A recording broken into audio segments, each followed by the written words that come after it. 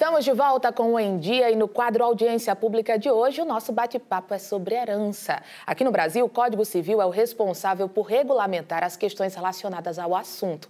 Mas você sabe como funcionam as regras para a partilha de bens? Para tirar todas as dúvidas, a gente conversa agora com o advogado Ralph Nóbrega. Ralph, muito bom dia, seja bem-vindo. Vamos lá bater esse papo, que eu acho que é dúvida... Dúvida tem, não falta, viu? Mas primeiro, Ralph, eu queria que você contasse pra gente o que de fato é a herança. Muito bom dia, Bruna. Muito bom dia a todos que estão nos acompanhando. A herança é o conjunto de bens deixado por aquela pessoa que veio a óbito. Mas não é só o conjunto de bens, o conjunto de dívidas também. A gente não herda só os bens, herda também o que deixou no aspecto negativo da coisa.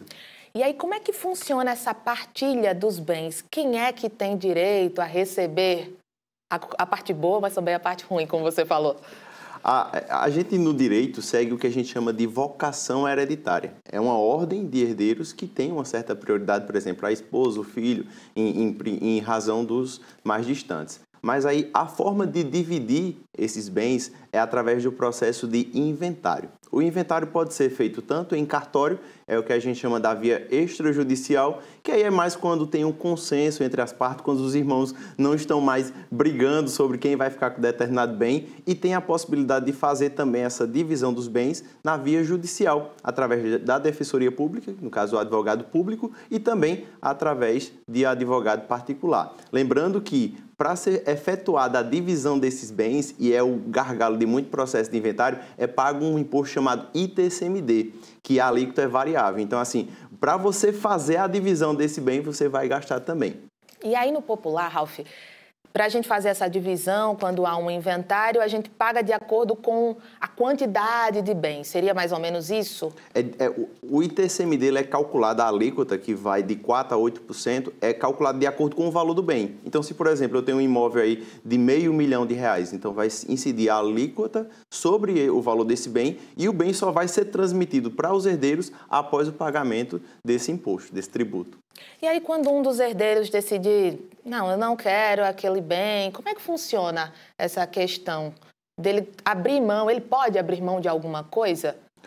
É muito comum esse teu questionamento, porque às vezes tem naquele grupo familiar um irmão que, às vezes por estar mais bem sucedido, por escolha própria, ele pode renunciar o seu bem, a sua parte da herança. Então, ele pode muito bem, no processo de inventário, chegar e dizer, a minha parte eu não quero. Ele pode renunciar em favor de todos e pode renunciar em favor de alguém. Então, por exemplo, se são 4 irmãos, ele gosta mais de um, ele vai dizer, eu vou te dar a minha parte. Então, ele pode renunciar em favor de outra pessoa. Mas aí, mesmo que um não queira fazer o processo de inventário, os outros têm a autorização. Se tiver 10 irmãos e um quiser fazer o processo de inventário, ele consegue conduzir o processo de inventário sozinho. Os outros vão ser intimados para se manifestar e, se manifestando ou não, o inventário vai ser realizado. Agora vamos falar de testamento, Ralph. É algo importante a gente falar também. Ele deve ser feito por todo mundo que possui, assim, bens para serem partilhados? Ele deve ser feito em vida mesmo, já dividido ali com todo mundo? Como é que funciona esse processo e o mais recomendado? Muito bacana esse teu questionamento, Bruno, porque o testamento é realmente um gargalo aí na divisão de bens. Mas o testamento nada mais é do que a possibilidade de, em vida, você destinar a divisão dos seus bens. Então, você hoje que possui qualquer bem que queira deixar para uma determinada pessoa, tem a faculdade, ou seja, não é obrigatório, tem a possibilidade de dirigir-se ao cartório de notas para fazer a destinação da divisão do bem. Mas aí uma pergunta muito importante eu posso então destinar tudo para uma pessoa, posso destinar tudo para uma entidade, enfim. Eu até recebi um cliente que ele uma vez queria destinar todos os seus bens para o clube de futebol, que era a paixão dele. Ele fez, não vou deixar nada para minha família, minha paixão é meu clube. E aí tem uma regra, Bruna, que é muito interessante, que você não pode destinar mais de que 50%. Então eu posso fazer a destinação dos bens, mas respeitando a cota de 50%. Então, se eu tenho uma casa de 300 mil e um carro de 200 mil, tenho 500 mil de patrimônio. Então, o que eu posso destinar é 250 mil. Isso eu posso dispor em testamento.